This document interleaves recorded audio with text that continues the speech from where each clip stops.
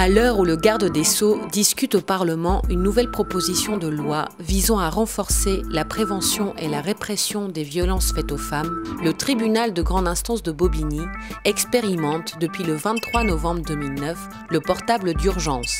Sylvie Moisson, procureure au TGI de Bobigny, nous explique ce dispositif innovant, fruit d'une réflexion entre le ministère de la Justice et des Libertés et les partenaires du département de Seine-Saint-Denis. Le dispositif du portable pour les femmes en très grand danger, c'est aussi simple que ça. C'est effectivement un portable qui est remis aux femmes dont les cas sont signalés comme relevant d'un très grand danger. Ce dispositif, donc ce téléphone portable, leur permet, en appuyant 3 secondes sur une touche qui est préenregistrée, d'être immédiatement en communication avec un télémainteneur, un centre d'urgence qui s'appelle Mondial Assistance, et de faire part de la situation de danger qu'elle ressent ou qu'elle vit parce que son conjoint qui a déjà été condamné pour des violences sur sa personne, par exemple, est derrière la porte de son appartement où il rôde, où il essaye de rentrer. Elle est en tout cas en situation de danger, en toute hypothèse en situation de stress. Grâce à ce téléphone portable, elle est en relation immédiate avec un télémainteneur, donc qui va l'écouter, qui va évaluer avec elle le danger et, si nécessaire, va appeler immédiatement la DTSP, donc le service de police de Seine-Saint-Denis, la salle de commandement, qui a ses coordonnées précises à cette femme et qui va, si nécessaire, envoyer immédiatement un équipage de secours. L'origine de ce dispositif, c'est la réflexion que tous les acteurs de terrain de Seine-Saint-Denis ont mené ensemble à partir de constats de situations dramatiques. Beaucoup de violences faites aux femmes en Seine-Saint-Denis, également plusieurs affaires qui ont été de véritables drames, des femmes qui avaient déposé plainte ou des femmes qui avaient déjà fait l'objet de violences qui avaient été jugées, qui malheureusement n'ont pas pu faire l'objet de protection et qui sont mortes sous les coups de leurs compagnons. Ce qu'il y a de tout particulièrement intéressant dans ce dispositif de téléphone, c'est qu'il n'y a pas besoin qu'il y ait une infraction pénale pour que le procureur décide de doter une femme de ce téléphone. C'est là où il est totalement innovant. Habituellement, le parquet, la police, dans tout domaine, ont besoin que l'infraction soit commise pour intervenir. Ici, c'est un dispositif de protection. Donc, si un conjoint a déjà été condamné pour violence sur son épouse, si, de préférence, il fait l'objet d'une interdiction de la rencontrer,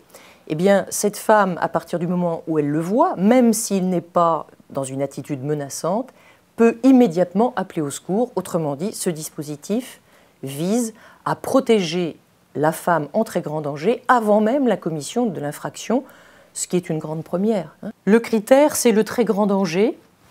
par rapport au danger qui est le danger dans lequel une femme victime de violence se trouve.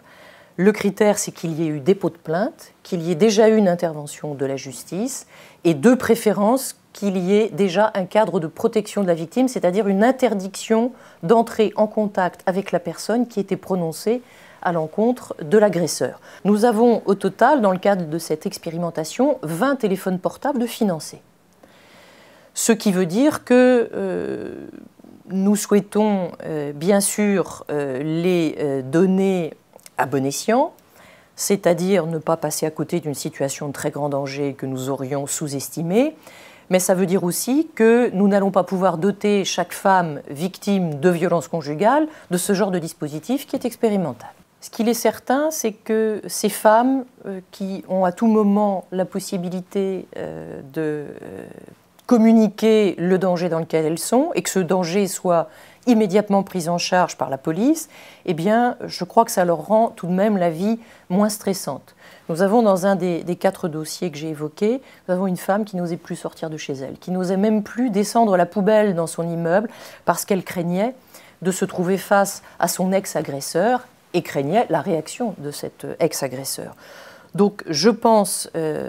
très sincèrement que ce dispositif de protection, il est à côté de la victime en permanence et c'est la raison pour laquelle quels que soient les dispositifs de bracelet électronique dont le législateur peut-être décidera demain de doter les époux violents ou les conjoints violents, eh bien, ce dispositif de téléphone portable est complémentaire puisque la remise de ce téléphone qui se fait au parquet en présence d'un magistrat